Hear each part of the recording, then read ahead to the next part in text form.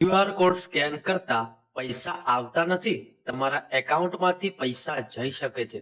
આજે પણ ઘણા લોકો આ સ્કેમનો શિકાર બની રહ્યા છે અને ફક્ત એક સ્કેનથી હજારો રૂપિયા ગુમાવી દે છે. એટલે આજે આપણે સમજીશું ક્યુઆર કોડ સ્કેમ શું છે, સ્કેમ કઈ રીતે થાય છે અને બચવા માટેના શું કરવું. સ્કેમર પહેલા તમારો કોન્ટેક્ટ કરે છે, ક્યારેક OLX બાયર બનીને, ક્યારેક કસ્ટમર કેર બનીને. પછી એ કહે છે, હું તમને પૈસા મોકલું છું, તમે આ ક્યુઆર કોડ સ્કેન કરો.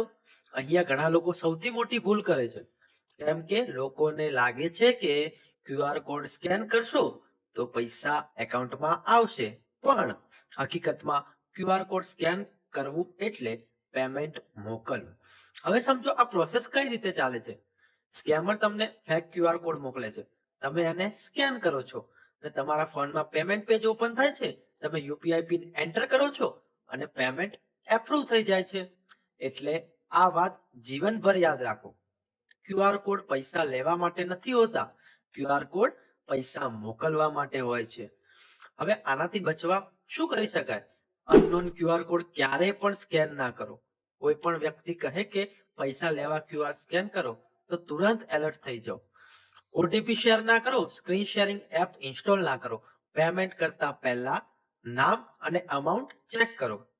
જો તમારી સાથે સ્કેમ થઈ ગયો હોય તો ગભરાવાનું નહીં, તુરંત 1930 પર કોલ કરો, સાયબર ક્રાઇમ પોર્ટલ પર કમ્પ્લેન કરો, બેંકને ઇમિડિયેટલી ઇન્ફોર્મ કરો. જલ્દી રિપોર્ટ કરશો એટલા પૈસા રિકવર થવાના ચાન્સ વધે છે. હવે ઘણા લોકો પૂછે છે, સાયબર ક્રાઇમ પૈસા પાછા કઈ રીતે મેળવે છે.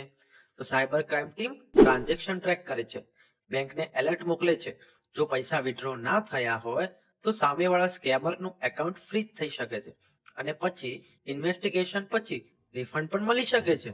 તો મિત્રો, ઓનલાઈન પેમેન્ટ કરતા પહેલા એકવાર જરૂર વિચારો, એક નાની મિસ્ટેક મોટા પૈસા લઈ જઈ શકે છે. આ વિડીયો બીજા લોકો સુધી પણ શેર કરો.